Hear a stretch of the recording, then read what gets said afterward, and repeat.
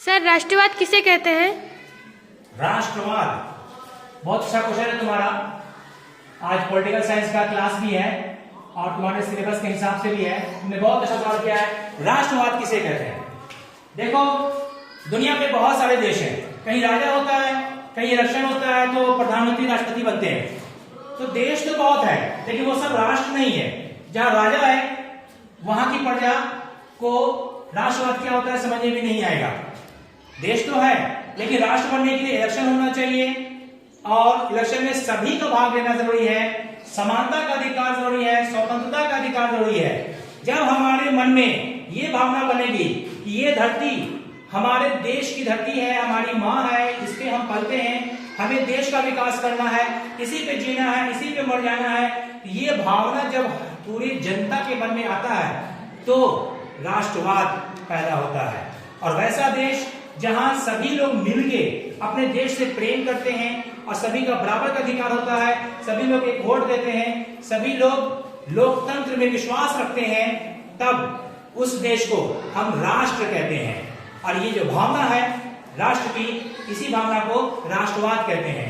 भारत हमारा प्राचीन देश है, वर्षों से ये रहा है, हजारों साल से रहा है, लेकिन 1950 के 26 जनवरी को जब गणतंत्र हुआ तो वहां से हमारा देश राष्ट्र बना है। उसके पहले देश तो था लेकिन राष्ट्र नहीं था।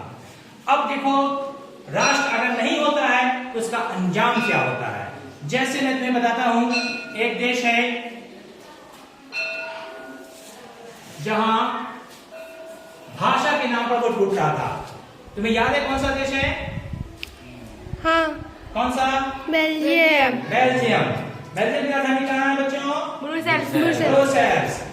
बेल्जियम में ऐसा है कि वहां डच भाषी जो थे वो सबसे ज्यादा थे, 59%, और फ्रेंच भाषी जो थे वो 40%। फ्रेंच, डच और 1% जर्मन भी थे।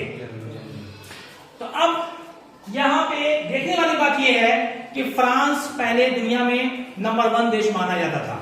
तो फ्रेंच भाषी लोग काफी आगे डेवलप किए हुए थे और राजधानी ब्रुसेल्स में 80% लोग, कितने? 80% लोग फ्रेंच भाषी थे। तो उनका वर्चस्व कायम था, जबकि वो 40% की आबादी में थे, लेकिन वर्चस्व में थे, राजधानी में थे, तो देश पे उन्हीं का दबदबा था। तो डच भाषी जो कि आधे से ज्यादा थे, ये पिछड़ रहे थे। ऐसे में भाषाई आधार पे देश टूटने लगा। लेकिन आज भी बेल्जियम एक ही बेल्जियम है, टूटा नहीं। युगोस्लाविया की तरह वो चूर चूर नहीं हो गया, वरना युगोस्लाविया टूट टूट के बर्बाद हो गया। ये बेल्जियम ने दिमाग से काम लिया, वहां पढ़े लिखे लोग थे। इन्होंने कहा कि समानता का अधिकार होगा, एक संविधान लागू होगा जिसमें सभी भाषा को समान अधिकार होगा, सरकारी काम केवल फ्रेंच में नहीं डच में भी होगा, और जर्मन जो कि 1% है, इनको भी वही अधिकार प्राप्त होगा जो डच और फ्रेंच को होगा। इस तरह से बेल्जियम ने तीनों भाषा को मिला के हर जनता को समानता का अधिकार, स्वतंत्रता का अधिकार, सब तरह का अधिकार दिया, एक जैसा दिया, जिसके कारण बेल्जियम टूटने से बच गया। अब मैं तुम्हें दूसरा मिसाल दे देता हूं, श्रीलंका का। श्रीलंका भी टूटने से तो बचा है, लेकिन श्रीलंका ने भाषाई आधार पे ये फॉर्मूला नहीं अपनाया जो बेल्जियम ने अपनाया था। वहां जो बहुसंख्यक थे वो कौन सी भाषा बोलते थे? सीली भाषा। और जो अल्पसंख्यक हैं वो क्या बोलते थे? तमिल। लेकिन वहां तमिल लोगों को समानता का अधिकार नहीं था, सारा सरकारी काम सीली भाषा में हो रहा था, जिस कारण जो वहां के अल्पसंख्यक तमिल थे उनके अंदर विद्रोह की भावना पनपने लगी। जब सरकार से बार बार डिमांड करने के बाद भी जनता का वाजिब डिमांड पूरा नहीं किया जाता है तो जनता में विद्रोह की भावना पनपती है। वो लोग विद्रोही हो गए और उसके बाद उन्होंने LTTE का गठन किया। LTTE यानी लिबरेशन ऑफ तमिल टाइगर इलम। उस यहां तक कि बच्चे को लड़ने के लिए खड़ा कर दिया बेबी ब्रिगेड के नाम से, और सारे तमिल लोग लंका में हथियार बंद होकर लड़ने लगे लंका की सरकार से।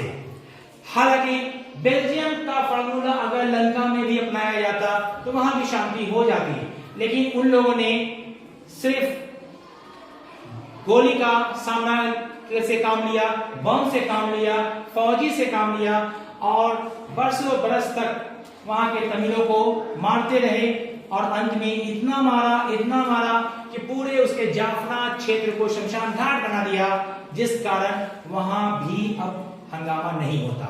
लेकिन बेल्जियम वाली शांति लंका की शांति नहीं है। बेल्जियम में जो शांति है ये शमशान का सन्नाटा कहलाएगा, न कि शांति कहलाएगी। इसलिए किसी भी देश को अगर विकास करना है तो वो बेल्जियम का तरीका अपनाए, न कि लंका का।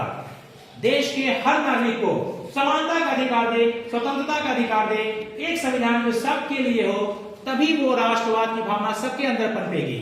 और जब राष्ट्रवाद की भावना पनपती है तो कोई भी देशद्रोही नहीं होता, विद्रोही नहीं होता, कोई किसी के खिलाफ काम नहीं करता।